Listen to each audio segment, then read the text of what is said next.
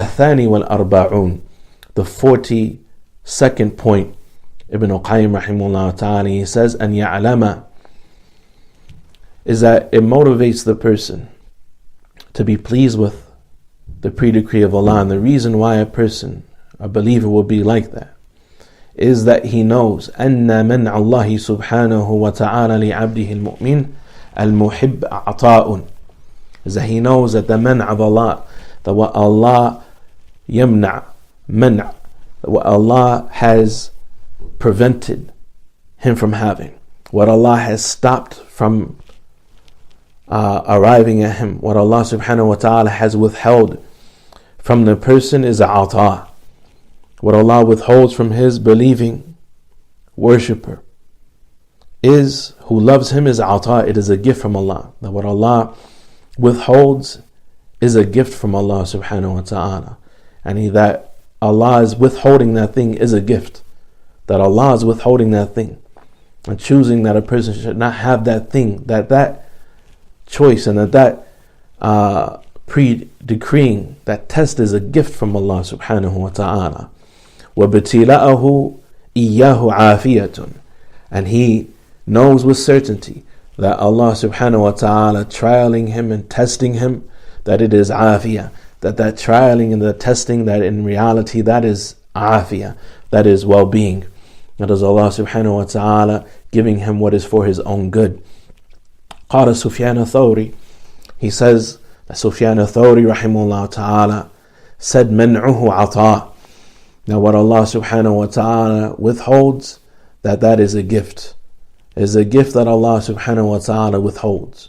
It is a gift that Allah subhanahu wa ta'ala prevents certain things from his creatures and from his worshippers. وَذَلِكَ, Ibn Qayyim rahimahullah ta'ala explains the statement of Sufyan al-Thawri rahimahullah ta'ala. He says, وَذَلِكَ أَنَّهُ لَمْ يَمْنَعْ عَنْ بُخْلٍ وَلَا عَدَمٍ.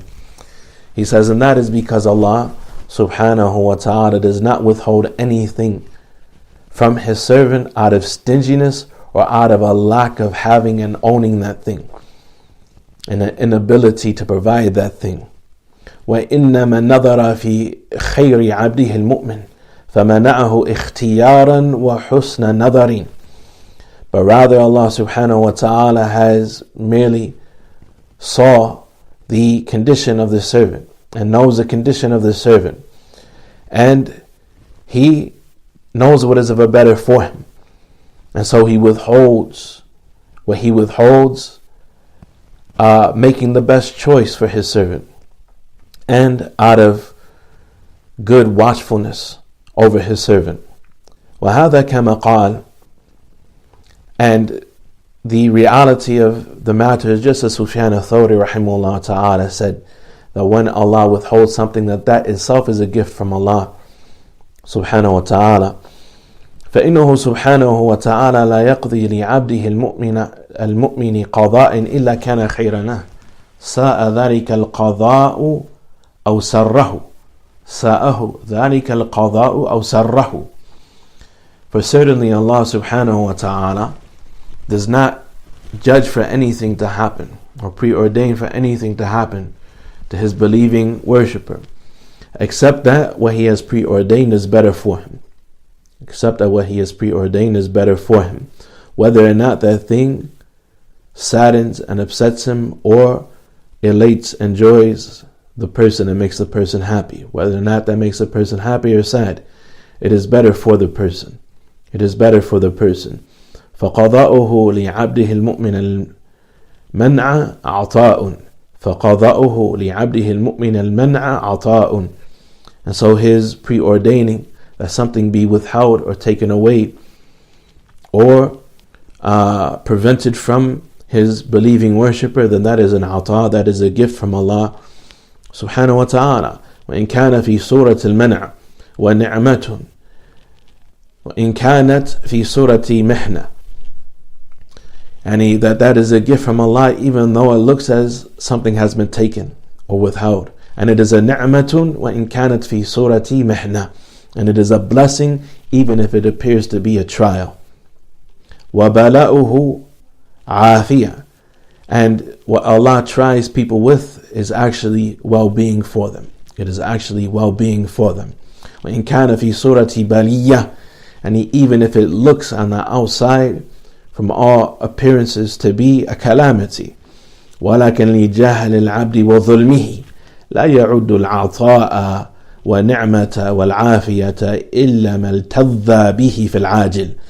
However, unfortunately, due to the ignorance and the oppressiveness of the abd, of the servant, that he does not consider, the human being does not consider anything to be a gift or a blessing or well-being except for that which they feel ladha from, immediate pleasure from, he says, in an immediate sense. وَكَانَ مُلَائِمًا لِطَبْعِهِ, and that which is in agreement to his nature and his impulses and his wants. وَلَوْ رُزِقَ مِنَ الْمَعْرِفَةِ حَظًّا وَافِرًا لَعَدَّ الْمَنْعَ نِعْمَةً وَالْبَلَاءَ رَحْمَةً وَتَلَذَّذَ بِالْبَلَاءِ أَكْثَرَ مِنْ لَذَّتِهِ بِالْعَافِيَةِ. However, if the person was blessed by Allah and supplied with ma'rifah, of a deeper awareness and understanding, حَظًّا وَافِرًا, yani an ample amount of good awareness and understanding of the matter, لَعَدَّ الْمَنْعَ نِعْمَةً, then he would count and consider what has been withheld from him and what has been taken from him to be a blessing. وَالْبَلَاءَ رَحْمَةً, and he would consider any affliction to be a mercy. وَتَلَذَّذَ بِالْبَلَاءِ أَكْثَرْ مِنْ لَذَّتِهِ بِالْعَافِيَةِ, and he would enjoy and feel more pleasure from al-bala, from being tried and tested and being stricken with calamity, more than his pleasure that he feels during al-afiyah, during normal well-being, a normal state of affairs. وَتَلَذَّذَ بِالْفَقْرِ أَكْثَرَ مِنْ لَذَّتِهِ بِالْغِنَى, and he would enjoy poverty more than he enjoys richness and having sufficiency in his wealth. وَكَانَ فِي حَالِ الْقِلَّةِ أَعْظَمَ شُكْرًا مِنْ حَالِ الْكَثْرَةِ, and in a situation of scarcity he will be more grateful. In a situation of scarcity, of qillah, of having less, of scarcity, he will be more grateful, Ibn Qayyim says, min hal al-kathra, than he is in a situation of al-kathra, if he had an ample amount of understanding and awareness about Allah subhanahu wa ta'ala. وَهَذِهِ كَانَتْ حَالَ salaf, and this is how the state of the salaf was, how they were. This is how they were. This was their state of being. فَالْعَاقِلُ الرَّاضِي, the person who is intelligent and pleased with Allah subhanahu wa ta'ala, مَنْ يَعُدُّ الْبَلَاءَ عَافِيَةً, is the one who considers calamity to be well-being, وَالْمَنْعَ نِعْمَةً, and what is withheld from them to be a blessing, وَالْفَقْرَ غِنًى, and poverty considers poverty to be richness. وَأَوْحَى اللَّهُ إِلَى بَعْضِ أَنْبِيَائِهِ إِذَا رَأَيْتَ الْفَقْرَ مُقْبِلًا فَقُلْ مَرْحَبًا بِشِعَارِ الصَّالِحِينَ. And it was said by some of the people in the past that Allah once revealed to some of the prophets the following, that when you see al-faqra muqbilan, when you see poverty approaching, then say marhaban bi shi'ar salihin, welcome to shi'ar salihin, to the banner and the flag of the salihin, the slogan and the banner of the salihin, the standard that they stand under and that they are identified by, the standard of the righteous. وَإِذَا رَأَيْتَ الْغِنَى مُقْبِلًا فَقُلْ ذَنْبٌ عُجِّلَتْ عُقُوبَتُهُ. And when you see wealth approaching, wealth on its way, then say that this perhaps is a sin whose punishment has been hastened. This is a sin whose punishment perhaps has been hastened. We ask Allah subhanahu wa ta'ala to give us insight and awareness and to spare us from calamity. فالراضي هو الذي يعد نعم الله عليه فيما يكرهه أكثر وأعظم من نعمه عليه فيما يحبه. So the one who is pleased with Allah, who is truly pleased with Allah subhanahu wa ta'ala, he is the one who counts amongst the blessings of Allah subhanahu wa ta'ala those things that he personally as a human being dislikes.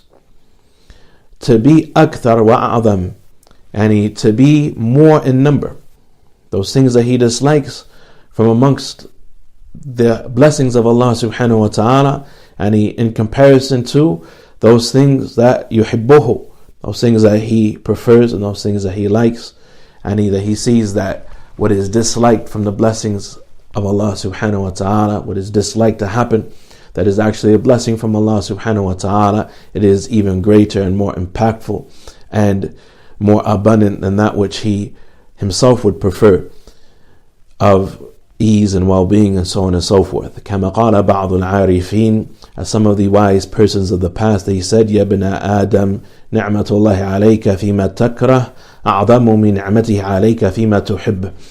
O son of Adam, the blessing of Allah subhanahu wa ta'ala upon you on that which you dislike is even greater than his blessing upon you on that which you like.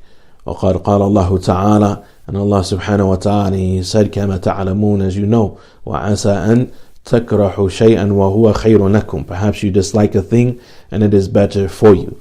وقد قال بعض العارفين, likewise some of the wise persons of the past, they said, ارض عن الله في جميع ما يفعله بك فإنه ما منعك إلا ليعطيك ولا ابتلاك إلا ليعافيك ولا أمرضك إلا ليشفيك ولا أماتك إلا ليحييك فإياك أن تفارق الرضا عنه طرفة عين فتسقط من عينه. They said, be pleased with Allah subhanahu wa ta'ala pertaining everything that he does to you, for verily he does not withhold anything except to gift you with something tremendous, and he does not try you with calamity except so that he can allow you to enjoy well-being, and he does not cause you to become sick except so that he may cure you. وَلَا أَمَاتَكَ إِلَّا لِيُحْيِيكَ, and he does not cause you to die except so that he can bring you back to life. And so I warn you, أن تفارق الرضا عنه طرفة عين, of ever being displeased with Allah subhanahu wa ta'ala and leaving off being pleased with the decree of Allah subhanahu wa ta'ala for even the blinking of an eye. فَتَسْقُطَ مِنْ عَيْنِهِ, lest that you should fall in the eyes of Allah subhanahu wa ta'ala, lest that your station should be diminished and your daraja and your standing with Allah subhanahu wa ta'ala should decrease and your faith should increase, or should decrease rather, and lest that you should become denigrated in the eyes of Allah subhanahu wa ta'ala. We conclude here, سائلين الله تبارك وتعالى التوفيق